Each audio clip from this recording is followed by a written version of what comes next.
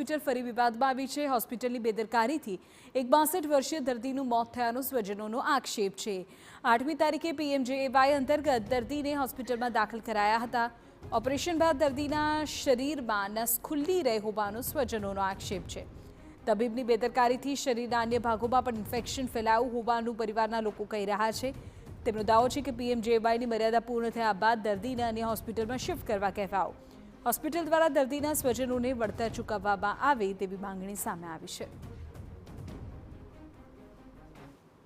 22 તારીખના રોજ દાદાની પાછી મગજની સીટી સ્કેન કરવામાં આવી અને 22 તારીખે ખબર પડી ડૉક્ટરોને કે દાદાને મગજનો લખવો છે।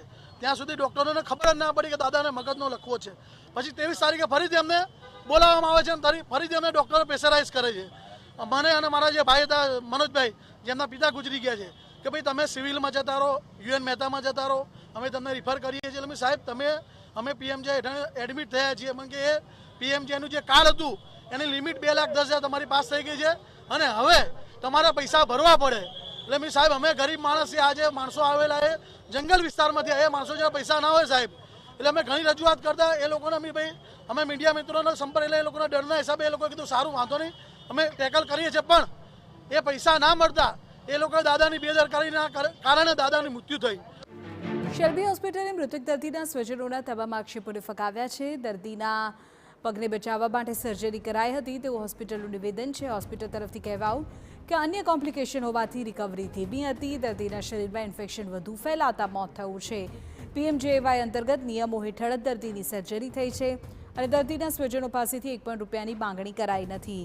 દર્દીને અન્ય હોસ્પિટલમાં ખસેડવા પણ ન કહેવાયો હોવાનો દાવો હોસ્પિટલનો છે।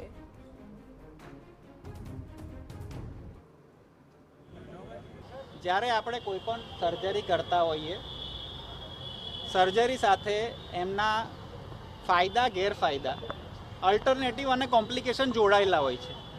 આ એક ગંભીર સર્જરી છે અને એની સાથે પણ કોમ્પ્લિકેશન જોડાયેલા હોઈ શકે, એટલે જેથી કરીને એમાં બ્લીડિંગ, સ્ટ્રોક, એના સિવાય એમને ઇન્ફેક્શન થવું, આ બધા કોમન કોમ્પ્લિકેશન છે જે કોઈ પણ સર્જરી સાથે।